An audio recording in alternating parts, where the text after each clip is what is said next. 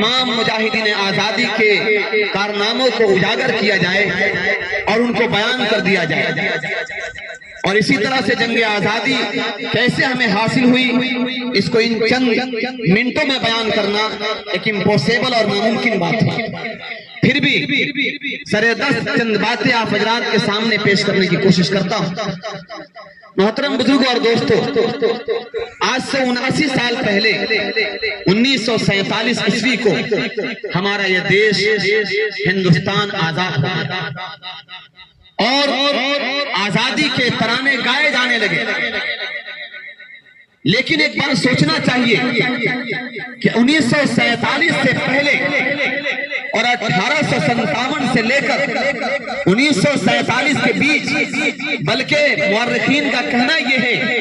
کہ 1731 سے لے کر 1857 عیسوی تک اور 1857 عیسوی سے لے کر 1947 عیسوی تک کا جو یہ وقت بنتا ہے، اس پورے وقت میں انگریزوں کے خلاف علم بغاوت بلند کیا گیا، اور سب سے پہلے ہندوستان کے سب سے بڑے شیخ شاہ ولی اللہ محدث دہلوی رحمت اللہ علیہ کے فرزند ارجمند شاہ عبدالعزیز محدث دہلوی رحمت اللہ علیہ نے دہلی کے شاہ نشین سے اعلان کیا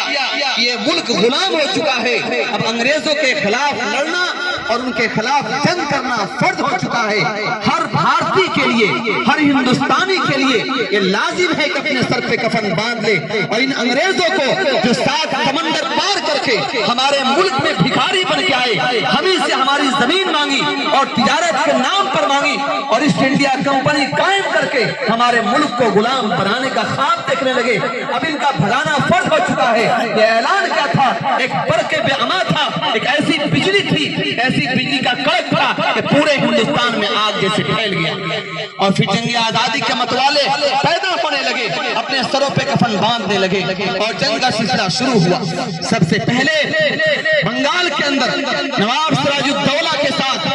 انگریزوں کا مقابلہ ہوا، لیکن میر جعفر ہر جگہ ہوتے ہیں، اپنوں کی غداری کی وجہ سے نواب سراج الدولہ کو شہید کر دیا گیا۔ اس کے بعد یہ سلسلہ چلتا رہا۔ 1857 عیسوی کی جنگ آزادی میں مسٹر ایڈورڈ ٹامسن کہتا ہے کہ جنگ آزادی میں تقریباً 52,500 علماء اکرام کو جنگ آزادی میں شہید کر دیا گیا۔ اس کے علاوہ ہندوستان کے بہت سارے اور لوگ بھی شریک تھے، نہ جانے کتنی لاشیں کٹی، کتنے گردنوں کو کاٹ دیا گیا، کتنے لوگوں کو شہید کر دیا گیا۔ 1857 عیسوی کے بعد پورے ملک میں ایک انقلاب برپا ہو گیا، اور لوگوں نے اپنے سروں پہ کفن باندھ کر اس ملک کو آزاد کرنے کا فیصلہ کیا۔ اس کے بعد یہ سلسلہ چلتا رہا۔ اس ملک میں بسنے والے ہندو، مسلم، سکھ، عیسائی ہر لوگوں نے اپنی جان کی قربانی پیش کی ہے۔ وہ یہ نہیں کہہ سکتا ہے کہ کسی ایک مذہب کے ماننے والے کسی ایک فرد نے دیش کو آزاد کرایا ہے، ایسا ہرگز نہیں ہے، بلکہ اس ملک کو آزاد کرانے میں اس ہندوستانی کے ہر فرد کا اتنا ہی حصہ ہے جتنا کہ اس ملک کے رہنے والے مجاہدین کا حصہ ہے۔ ان لوگوں نے اپنی جانوں کی پرواہ کیے بغیر اس ملک کو آزاد کرایا۔ میرے محترم بزرگوں اور دوستو، جان سے ہو، مال سے ہو، علم سے ہو، اپنے عقل سے ہو، ہر لحاظ سے لوگوں نے ساتھ دیا۔ ایک تاریخ آپ حضرات کو شاید معلوم نہ ہو، یوسف رضا معرفانی ہندوستان کا وہ مرد مجاہد ہے جس کے سامنے اس علاقے میں، رنگون کے علاقے میں، جب ہمارے نیتا جی سبھاش چندر بوس گئے، انہوں نے اعلان کیا کہ ہندوستان کو آزاد کرانے کے لیے پیسوں کی ضرورت ہے، پیسے چاہیے، ہتھیار چاہیے، سامان چاہیے۔ اس وقت میں سب لوگوں نے اپنے اعتبار سے حصے دیے، سب لوگوں نے پیسے جمع کیے، لیکن قربان چاہیے۔ یوسف رضا معرفانی نام کا ایک شخص آیا، اس نے اپنے تمام مالوں کو لایا، اپنا پورا گھر خالی کر دیا، اپنے تجوری خالی کر دیے، اپنے بینک خالی کر دیے، تمام پیسوں کو لے کر، تمام زیور کو لے کر سبھاش چندر بوس کے سامنے آئے اور کہا کہ حضور، یہ ہمارے پاس جو کچھ تھا ہم نے آپ کے حوالے کر دیا۔ آپ کو معلوم ہے آج سے تقریباً 200 سال پہلے ان کے پاس کتنی دولت تھی اور کتنا پیسہ انہوں نے دیا؟ جب کاؤنٹ کیا گیا تو 1,03,00,000 روپے انہوں نے لا کر پیش کیا، جس کی قیمت آج کے دور میں 3119 کروڑ تقریباً بنتا کرتا ہے۔ میرے بھائیوں یہ یوسف علیہ معرفانی ہے، انہوں نے پیسہ پیش کر دیا، ایک بوڑھی عورت کھڑی تھی اپنے سر پہ دوپٹہ رکھی ہوئی، اس عورت رونے لگی، نابینا عورت تھی۔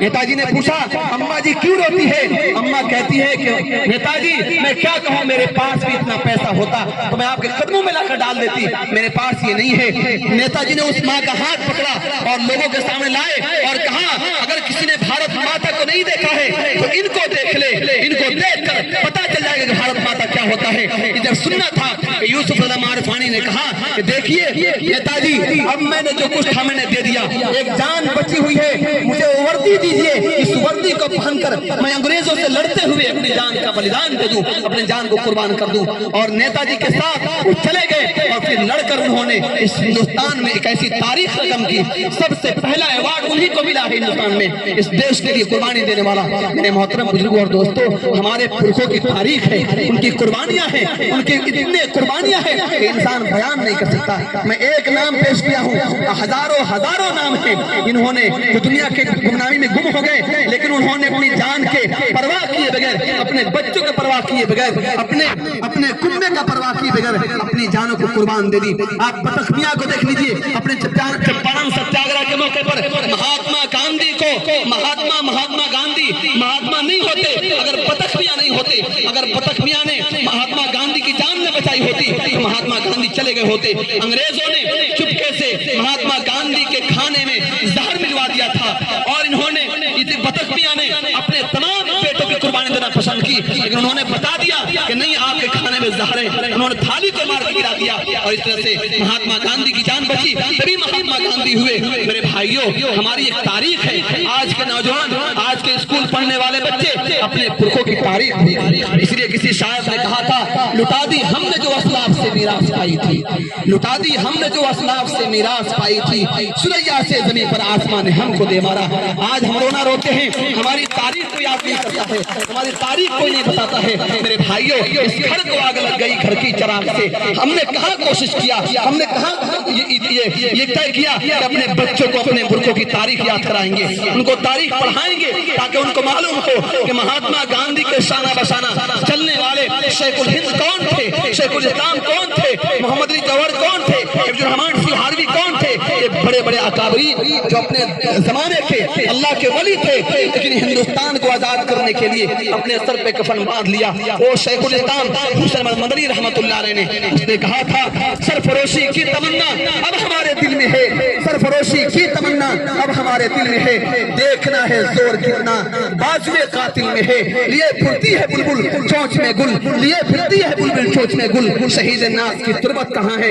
انہوں نے کراچی میں اعلان کیا، جب اعلان ہو چکا تھا کہ شیخ الاسلام کو جہاں دیکھو گولی مار دو، اس کو اڑا دو، توپے نصب کر دیے گئے، بندوق تان دیے گئے، لوگ لاکھوں کا مجمع تھا، لوگ یہ سمجھ رہے تھے کہ شیخ الاسلام نہیں آئیں گے، لیکن اس وقت آنکھیں پھٹی کی پھٹی رہ گئی جب شیخ الاسلام رحمت اللہ علیہ اپنے سر پہ کفن باندھ کر وہاں مجمع میں پہنچے اور کہا کہ لیے پھرتی ہے بلبل چونچ میں گل، شہید ناز کی تربت کہاں ہے، تم بندوقیں چلاؤ، تم گولیاں چلاؤ، میں سینہ سامنے رکھا ہوں، اس ہندوستان کو جب تک آزاد نہیں کر دیتے شیخ الاسلام کتنے پیدا ہوں گے اور کتنے چلے جائیں گے۔ میرے محترم بزرگ اور دوستوں بڑا لمبا وقت چاہیے، ایک لمبی تاریخ ہے، ایک لمبا واقعہ ہے، لمبے حالات ہیں، بڑے حادثات ہیں، اس کو بیان نہیں کیا جا سکتا۔ میرے بھائیوں آپ تاریخ پڑھیے، اپنے بزرگوں کے بارے میں پڑھیے، آپ کے اندر جذبہ پیدا ہوگا، ولولہ پیدا ہوگا، جوش پیدا ہوگا، اپنے دیش کے لیے مر مٹنے کا جذبہ پیدا ہوگا، اس دیش کو ترقی دلانے میں آپ